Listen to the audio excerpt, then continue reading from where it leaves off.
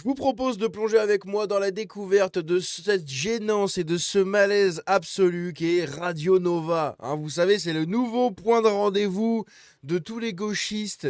Un peu, je sais pas, en fait, il y a tellement de qualificatifs que je ne saurais tous les dire. Bref, on va regarder ça, vous allez voir, c'est à la fois ultra gênant, à la fois ultra malaisant, et pourtant, ils rigolent tous, voilà, ils sont tous en train de pouffer de rire sur leur plateau, avec leurs blagues et leurs attaques ad nominem sur des personnalités du centre droit, voilà, et des gens qui dénoncent tout ce que nous dénonçons, on va dire, et voilà, Télénova, non, Radio Nova, c'est en fait l'alliance d'un malaise avec l'islamo-gauchisme et du communisme. C'est magnifique, on va regarder ça.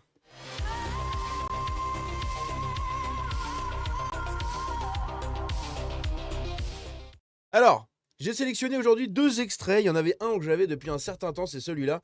Il date de début mars, voilà, du 2 mars, donc il a un peu plus d'un mois. Mais je savais pas où le placer, je savais pas comment en faire une vidéo, etc. Donc je vais vous le montrer là. Je sais même pas, ça se trouve j'en ai déjà parlé, je sais même plus. J'en ai peut-être déjà parlé, je sais plus. Dans tous les cas, je le repose là puisque il est assez démonstratif de la qualité des productions de Radio Nova. Et après, on ira sur le dernier extrait en date, celui-là, qui est d'une gênance vraiment absolue. Bref, on va regarder ça, vous allez voir, c'est assez lunaire. Accrochez-vous à vos slips parce que c'est gênant, mais c'est vraiment très gênant. Donc ici, ce qu'on va voir, c'est 5 minutes de blagues de Guillaume Meurice sur le fascisme, l'antifascisme, etc. Écoutons ça.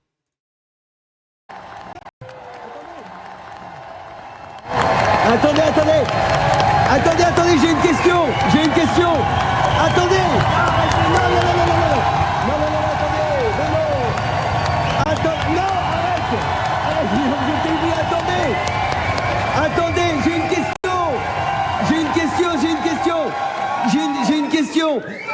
Les antiseptiques, bien ou pas bien? Bien. Les antihistaminiques, bien ou pas bien? Bien. Les antidérapants? Bien. Les antimycosiques? Bien. Donc évidemment, il y a l'autre Émeric, je sais plus comment il s'appelle, là, pas Émeric Caron, mais l'autre Émeric Louvet, je crois, ou quelque chose comme ça. C'est un espèce d'humoriste islamo-gauchiste, bobo demeuré. Je savais que tu répondrais vite sur celle-là. Les antibrouillards? Bien. Les antilopes? Bien. Les antipastilles? Bien. Du coup, les antifascistes? Bien ou pas bien? Merci de m'avoir écouté.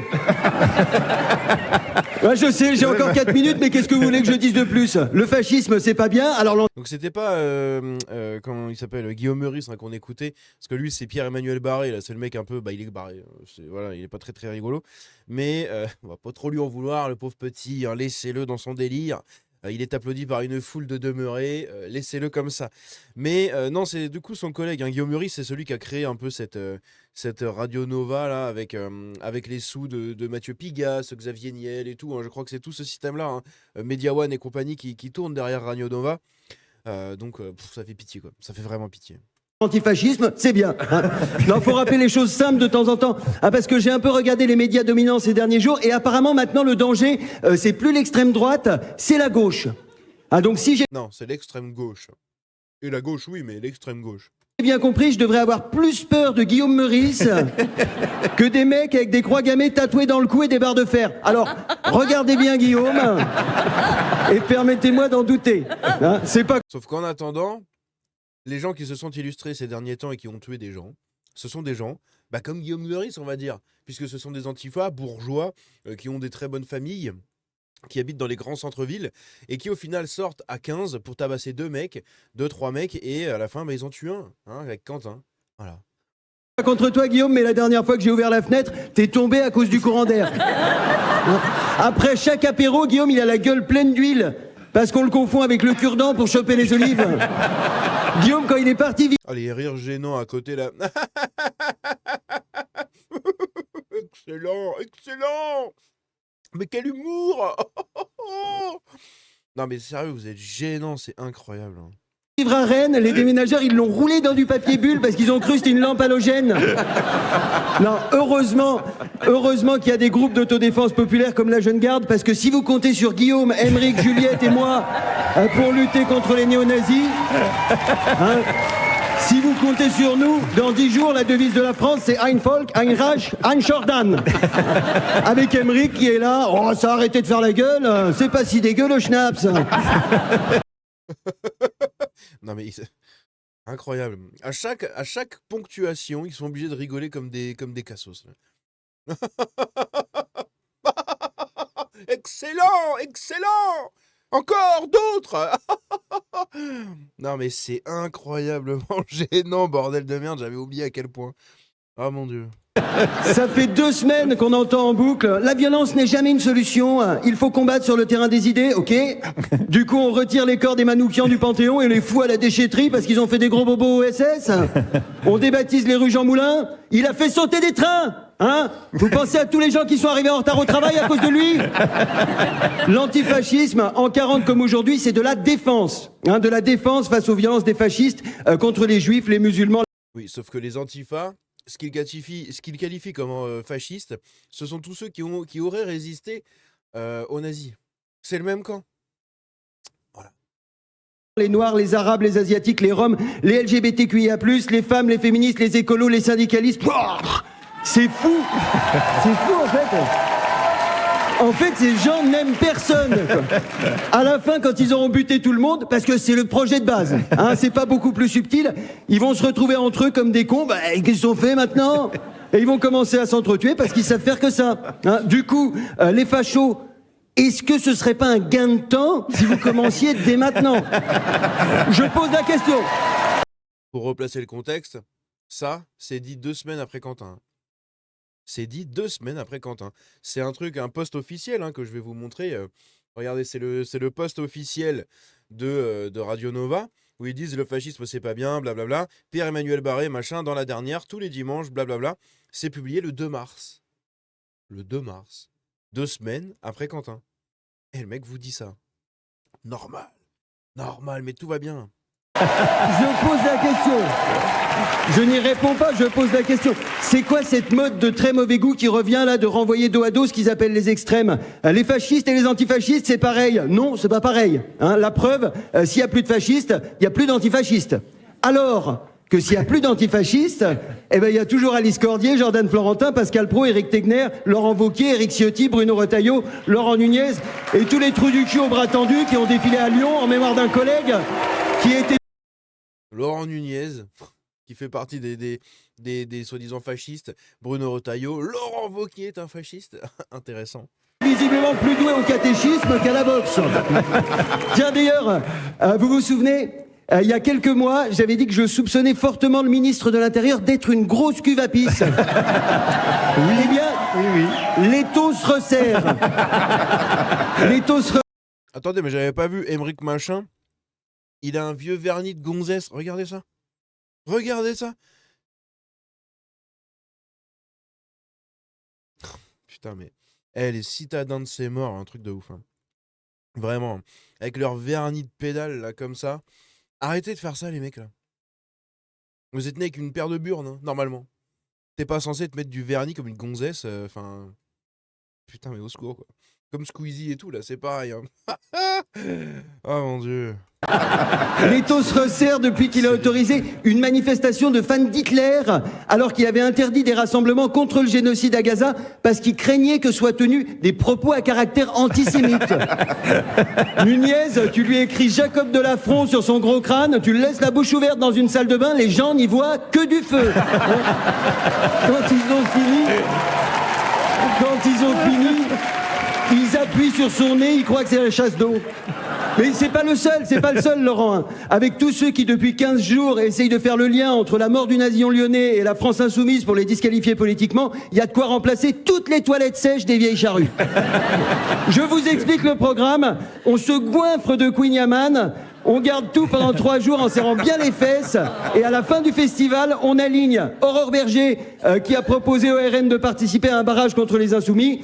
François Hollande, qui a dit que Jean-Luc Mélenchon a contribué à banaliser l'extrême droite. Bernard Cazeneuve, qui refuse de choisir dans le cas d'un duel entre le RN et LFI aux élections. Glucksmann, Valls, Macron, Gage, Braun-Pivet, Bréjon, Lecornu. On desserre la ceinture et on donne tout ce qu'on a.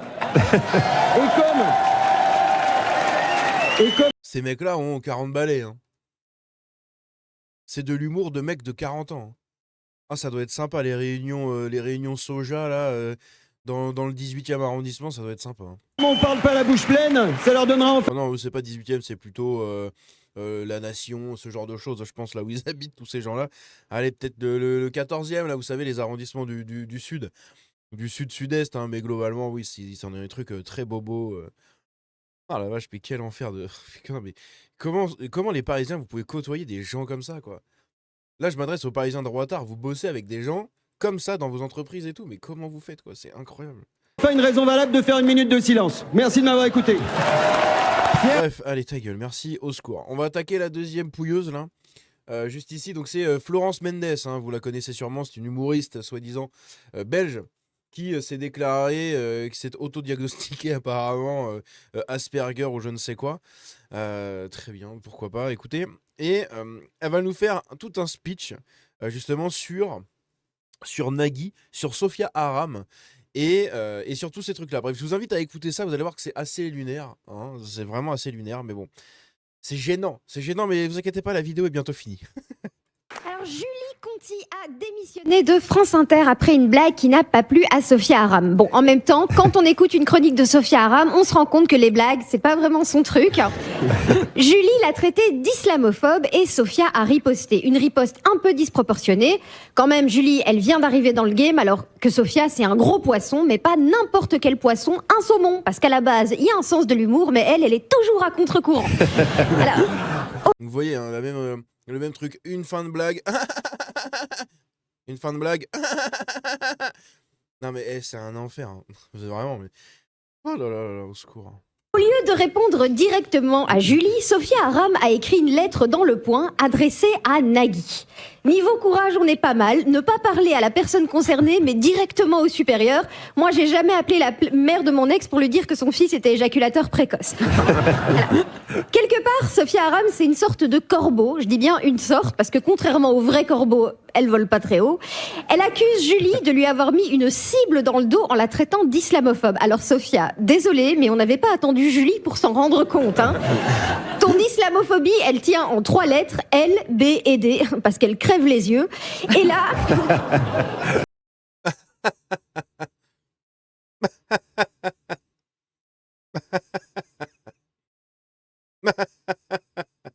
Voilà, les mecs passent 10 minutes comme ça quand il y a des chroniques de gens qui font des sketchs là ou des trucs. Je sais même pas comment on peut appeler ça, mais bon bref. Et les gens passent leur temps à faire ça, quoi. C'est honteux. Mon Dieu. Et là, elle vient... Et là maintenant, elle vient pleurnicher. Je te jure, Nagui, je suis pas islamophobe. On dirait Jonathan Daval en pleurs à l'hommage pour sa femme. Alors... Dans sa réponse, elle parle de haine et de violence. C'est quand même la guillotine qui se fout du coupe-ongle. Hein. Je vous jure, c'est le truc le plus gênant, je crois. Hein. C'est les rires de la foule derrière avec les chauffeurs de salle qui doivent rigoler. Plus, du coup, les autres là sur le plateau qui sont là. C'est pour ponctuer en fait chaque fin de truc, mais. Oh. La meuf qui parle du génocide à Gaza en mettant des guillemets, mais quelle raclure. Sophia Aram, quand elle allaitait, elle tirait son lait avec un aspi-venin.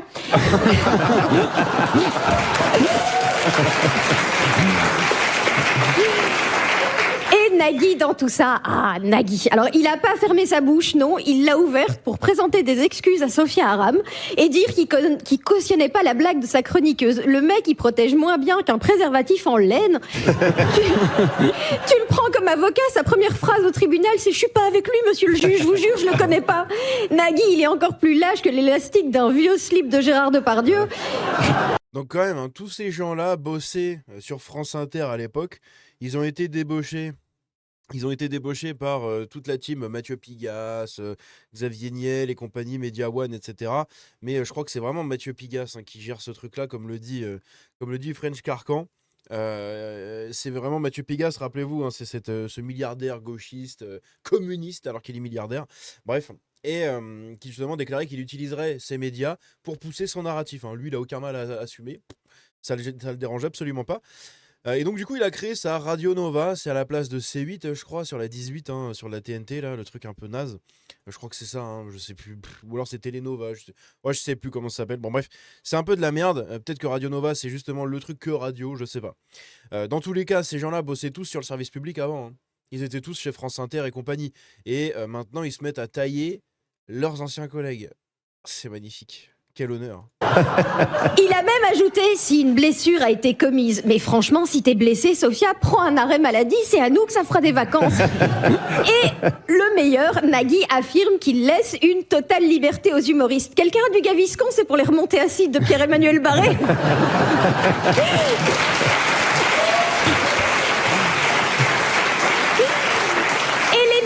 Je vous rappelle que j'ai été virée de la bande originale. Je peux vous jurer que toutes les chroniques étaient relues et corrigées, contrairement à ce qu'a dit Laurence Bloch sous serment. Au final, Sophia Aram a réussi son coup. Julie Conti est partie. Alors autant Aram, elle est pas très drôle comme humoriste, autant en DRH, elle est redoutable pour un plan social. Alors c'est peut-être mieux. J'ai entendu les techniciens de Taratata parler de Nagui. On pourrait dire que Nagui traite ses collaborateurs comme des chiens, mais c'est faux. Il adore les animaux. Jamais il traiterait des chiens aussi mal. Il faut quand même lui reconnaître une qualité, la cohérence entre les chroniqueurs sur les fauteuils de la bande originale et le Téléthon. Son truc, c'est les gens qui en bavent. Non, oui, elle est validiste, pardon. Et puis, n'applaudissez pas, j'ai honte. Et puis Julie, elle a fait une vidéo drôle pour expliquer son départ en appelant Sophia son Voldemort. Alors là, je suis désolée, Julie, je peux pas valider parce qu'il y a une différence. Les fidèles de Voldemort, c'est les mange-morts. Ceux de Sophia Aram, c'est les mange-merdes. Alors, Sophia Aram, elle traite tout le monde d'antisémite, même quand c'est faux, mais elle s'offusque qu'on la traite d'islamophobe. C'est vraiment le gars qui pète dans un ascenseur et qui dit « Ah, dis donc, ça pue ici, hein !» Allez, je termine. Nagui et Sophia Aram sont sur un bateau. Le bateau coule. Le bateau s'appelle France Inter. C'est magnifique, hein. Quel honneur. Mais vraiment, quel honneur. Bref, voilà, c'est fini pour toutes... vous savez, dans le temps, on appelait des chinoiseries un peu tout ce qui sortait de l'Asie et surtout de Chine. Bah là, c'est voilà, hein, c'est fini toute cette gauchiasserie. Hein, pour cette vidéo, ça y est, c'est fini. Je vous libère, messieurs, dames. N'hésitez pas à me dire ce que vous en avez pensé dans les commentaires. N'hésitez pas à lâcher vos meilleures analyses sur ces blagues qui, putain, sont en dessous des pâquerettes. Hein, c'est la racine des pâquerettes. Bref, dites-moi ce que vous en pensez dans les commentaires. On se dit à bientôt. Prenez soin de vous. La bise. Ciao.